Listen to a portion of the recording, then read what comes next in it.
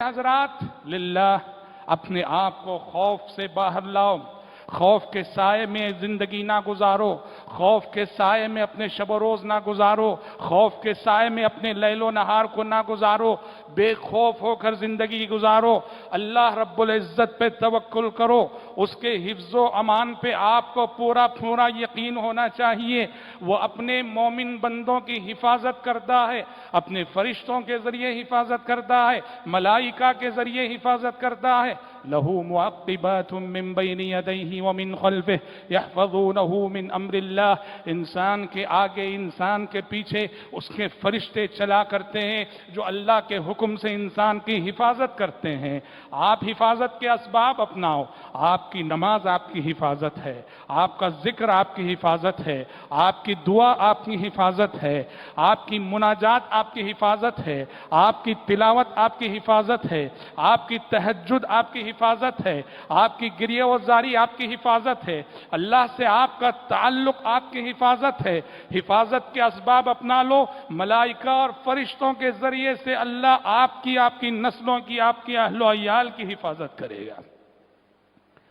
اور یقین رکھو، ہمارا ایمان ہے، ہمارا عقیدہ ہے، اللہ کے چاہے بغیر ہمیں کوئی شر لاحق نہیں ہو سکتا، اللہ کے چاہے بغیر کوئی بیماری ہمیں لاحق نہیں ہو سکتی، اللہ کی مشیت کے بغیر ہمارا کچھ بگڑ نہیں سکتا ہے۔ ہمارا عقیدہ ہے وَإِن يَمْسَسْكَ اللَّهُ بِضُرٍّ فَلَا كَاشِفَ لَهُ إِلَّا هُوَ وَإِن يُرِدْكَ بِخَيْرٍ فَلَا رَادَّ لِفَضْلِهِ، کہ اللہ کے حکم سے جو تکلیف تمہیں آ جائے اس تکلیف کو دور بھی وہی کرتا ہے، اور اگر اللہ تمہارا بھلا کرنا چاہے تو اس بھلائی کو تم تک پہنچنے سے دنیا کی کوئی طاقت روک نہیں سکتی۔ میں نے جس آیت سے اپنے خطبے کا آغاز کیا، قُلْ لَن يُصِيبَنَا إِلَّا مَا كَتَبَ اللَّهُ لَنَا هُوَ مَوْلَانَا وَعَلَى اللَّهِ فَلْيَتَوَكَّلِ الْمُؤْمِنُونَ۔ اے پیغمبر آپ فرما دیجئے، آپ کہہ دیجئے کہ زندگی میں ہمیں وہی مصیبت لاحق ہو سکتی ہے جو ہمارے رب نے ہماری مقدر میں اور ہماری تقدیر میں لکھی ہے۔ هُوَ مَوْلَانَا، وہ ہمارا دوست ہے، اللہ ہمارا ولی ہے، اللہ ہمارا دوست ہے۔ جب وہ کوئی مصیبت ہمارے حق میں لکھتا ہے اس میں ہماری بہتری ہی ہوگی، اس میں ہماری بھلائی ہی ہوگی۔ اس کی چاہت سے کوئی بیماری آئے وہ ہمارے حق میں بھلائی ہے، اس کی چاہت سے ہمیں کوئی نقصان پہنچے وہ نقصان ہمارے حق میں بھلا ہے، اس لیے کہ ہوا مولانا، وہ ہمارا دوست ہے، وہ ہمارا کارساز ہے، وہ ہمارا داتا ہے۔ وَعَلَى اللَّهِ فَلْيَتَوَكَّلِ الْمُؤْمِنُونَ، اور مومنوں کو اللہ ہی پہ بھروسہ کرنا چاہیے۔ تو لہٰذا اللہ پر یقین اور توکل کر کے پوری طرح بے خوف ہو جائیے، پہلی بات۔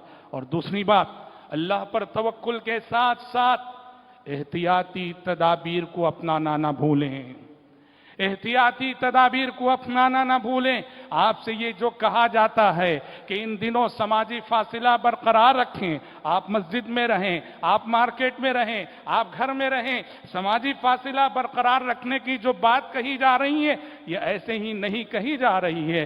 تجربہ اور واقعہ اس بات پہ شاہد ہے کہ یہ مرض ایسا ہے کہ مریض سے قربت، مریض سے لگاؤ، مریض کا چھونا اس مرض کے پھیلاؤ اور انتشار کا سبب بنتا ہے۔ یہی وجہ ہے، اور تو اور تاریخ میں جو کام بہت کم کبھی ہوا وہ منظر آج ہماری آنکھیں دیکھ رہی ہیں۔